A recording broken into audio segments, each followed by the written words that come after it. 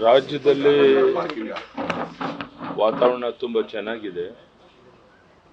ಒಟ್ಟು ಒಂದು 400 ಸೀಟು ದೇಶದಲ್ಲಿ ಗೆಲ್ಬೋದು ಅನ್ನೋ ವಿಶ್ವಾಸ ಇದೆ. ಕರ್ನಾಟಕದಲ್ಲಿ ಎಲ್ಲ ಕ್ಷೇತ್ರಗಳನ್ನು ಗೆಲ್ಲಬೇಕು ಅಂತ ಪ್ರಯತ್ನ ಮಾಡ್ತಾ ಇದ್ದೇನೆ. ಅದರಲ್ಲಿ ಯಶಸ್ವಿ ಆಗ್ತದೆ ಅಂತ ವಿಶ್ವಾಸವೂ ನನಗಿದೆ. ಹೊಳೆಹೊನ್ನೂರಲ್ಲಿ ಪ್ರಚಾರ ಸಭೆಗೆ ಹೋಗ್ತಾ ಇದ್ದೀನಿ. ಸರ್, ಬೈಂದೂರಿಗೆಲ್ಲ ಹೋಗಿ ಬಂದ್ರಿ ಬೆಳಗ್ಗೆ ಎಲ್ಲ ಯಾವ ರೀತಿಯಲ್ಲಿ ಏನು ಅದು ಅದ್ಭುತವಾದಂಥ ಸ್ಪಂದನೆ.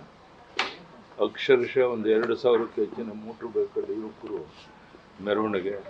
ನಮ್ಮ ನಿರೀಕ್ಷೆ ಮೀರಿ ವಾತಾವರಣ ಚೆನ್ನಾಗಿ ಇಡೀ ಕ್ಷೇತ್ರದಲ್ಲಿ, ಪೂರ್ತಿ ಕ್ಷೇತ್ರದಲ್ಲಿ, ಶಿವಮೊಗ್ಗ ಕ್ಷೇತ್ರದಲ್ಲಿ ನನ್ನ ಪ್ರಕಾರ ವಾತಾವರಣ ತುಂಬ ಚೆನ್ನಾಗಿದೆ. ಒಂದು 2.5 ಲಕ್ಷಕ್ಕೂ ಹೆಚ್ಚಿನ ಅಂತರದಲ್ಲಿ ಗೆಲ್ತೇವೆ.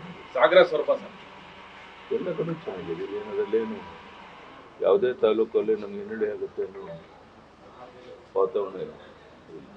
ಸರ್, ರಾಜು ಕಾಗೆ ಅವರು ಮೋದಿಯವರು ವಿರುದ್ಧವಾಗಿ ಮಾತಾಡೋದು, ಆ ಬಗ್ಗೆ ನಾನು ರಿಯಾಕ್ಷನ್ ಕೊಡಲ್ಲಪ್ಪ. ಅವ್ರವ್ರ ಯೋಗ್ಯತೆ ಅನ್ನೋದು ತೋರಿಸ್ತಾರೆ. ಇಲ್ಲಿ ಬಂದು ರಾಹುಲ್ ಗಾಂಧಿ ಆಪಾದನೆ ಮಾಡಿ ಹೋಗಿದ್ದಾರೆ ಸರ್. ಶಿವಮೊಗ್ಗಕ್ಕೆ ಬಂದು ರಾಹುಲ್ ಗಾಂಧಿ ಆಪಾದನೆ ಮಾಡಿ ಹೋಗಿದ್ದಾರೆ. ಇಲ್ಲೊಂದ್ ಕಡೆ ಪ್ರಜ್ವಲ್ ರೇವಣ್ಣ ಪರವಾಗಿ ಮೋದಿ ನಿಂತಿದ್ದಾರೆ ಅನ್ನೋ ಒಂದು ಮಾತನ್ನು ಹೇಳಿದ್ದಾರೆ. ಅಂದರೆ ರಾಹುಲ್ ಗಾಂಧಿ ಅವ್ರಿಗೆ ಬೇಸಿಡಿ ಗೊತ್ತಿಲ್ಲದೆ ಏನೇನು ಹಗುರವಾಗಿ ಮಾತಾಡುವಂಥದ್ದು ಅವರು ಶೋಭೆ ತರುವಂಥದ್ದಲ್ಲ ಅಂತ ಮಾತಾಡಿದ್ರೆ ನಮಸ್ಕಾರ, ಧನ್ಯವಾದ.